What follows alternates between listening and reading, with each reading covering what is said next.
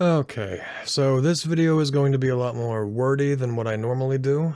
I have never really made an analysis video to this scale, but I felt like I just needed to make this video. And trust me, it's been a long time coming. And I know the majority of you wanted to see SCP First Contact explained first, but don't worry, that'll be released later this week, probably Saturday, maybe a little earlier.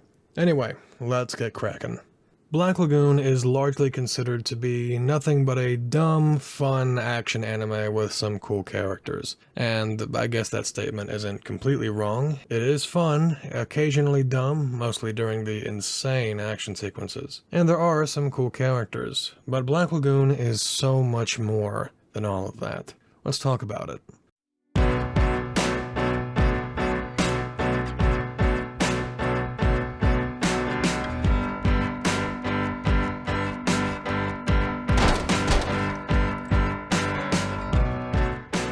Black Lagoon was released back in 2006. It ran for two 12-episode seasons ending in 2007. It also got a 5-episode OVA in 2010. The series was animated by Madhouse, the same studio responsible for Hellsing Ultimate, One Punch Man, and Hunter x Hunter. It was based upon the manga written by Rei Hiroi, and the series was written and directed by Sunao Katabuchi. There is no fucking way I'm pronouncing those names correctly. Okay, by now I know a good portion of you are yelling at your device of choice saying, yeah, Raven, that's all well and good, but what the fuck is this stupid weeb shit about? Oh, I'm so glad you asked.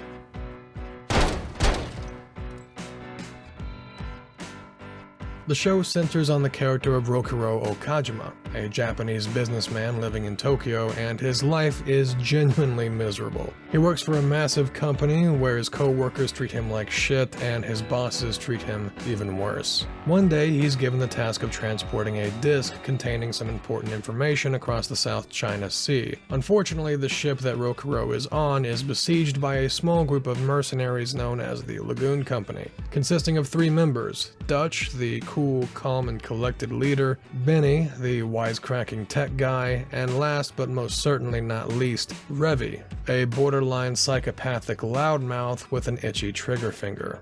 Dutch takes the disc off of Rokuro and begins to leave, but Revy, wanting to squeeze as much money out of the job as possible, takes Rokuro hostage. Dutch scolds her for this and assures Rokuro that he will not be hurt, giving him the nickname of Rock. He explains to Rock that the Lagoon Company was hired by a Russian mafia known as Hotel Moscow to steal the disc that Rock was carrying so that they could sell it back to his company. Rock gets to spend some time with the Lagoon Company while his superiors in Hotel Moscow work out a deal. At one point, he even gets into a drinking contest with Revy after she relentlessly teases him. During this, we're introduced to the city of Roanapur, a dingy, sleazy, crime-ridden coastal city in the Gulf of the South China Sea, where the Lagoon Company and several crime organizations operate out of. Eventually, we learn that Rock's employers have decided to hire their own mercs to wipe out the crew, along with Rock. His own boss calls him to let him know that this is going to happen, assuring Rock that he will be promoted to the assistant manager of the company and that all of the most high-ranking executives will attend his funeral, as the company has already officially declared him dead. Damn, that fucking sucks. After this, the crew is attacked by this other mercenary group, and after getting their asses kicked for a bit, Rock consults with Dutch and devises a harebrained strategy to combat their assailants. Hilariously, this plan works, and Rock's employers finally relent and agree to make a deal with Hotel Moscow. At the subsequent meetup, Rock is given a chance to go back to Japan with his boss. However, he has a moment of realization. In the day or so he's spent with this band of criminals, he's been shown more respect than he ever has been while working for his company. And since he's already officially declared dead, he makes a bold decision. Rock leaves his old life behind and joins the Lagoon Company. By the way, all of that was in the first 2 episodes. So, what makes this show so fucking good? Well, how much time you got?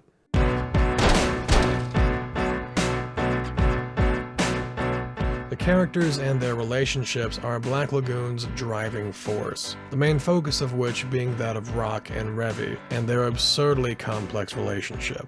At the beginning of the show, you think you know how their relationship is going to play out, only to get 6 episodes in and realize that it is way deeper than you ever thought it was going to be. There are so many little complexities and layers to their relationship, it's honestly a little overwhelming once you realize the true nature of their relationship. Rock and Revy are the perfect dichotomy. They are polar opposites to one another in every way, from personality and ideology to their priorities and personal philosophies. Despite being so different from one another, from very early on in the series you can see them developing this kind of off-kilter camaraderie. It's brilliantly done, and it makes for an utterly fascinating watch.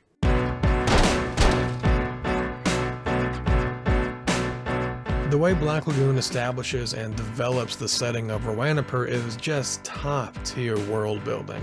Whether it be through little interactions between characters, small lines of dialogue, or just allowing the viewer to live in the moment in some instances. When a character walks through the streets of Roanoke, you can almost smell the odor of cigarettes, cheap liquor, and gunpowder that most certainly fill the air.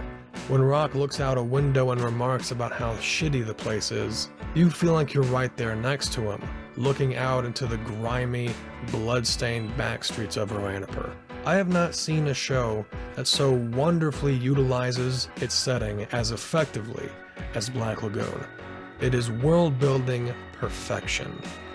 There's so much more to love about Black Lagoon, and if I kept going, we'd be here for quite a long time. Whether it be the incredible dialogue, the immaculate vocal performances from the English cast, the moody, atmospheric score, or the expansive roster of fun, interesting supporting characters, Black Lagoon is simply one of the best shows out there. Like I said, the show is from 2006, so being nearly 15 years old, the animation definitely shows its age a little bit in some instances. But in my opinion, it's held up by the immaculate art direction. If you haven't watched Black Lagoon, I obviously recommend it.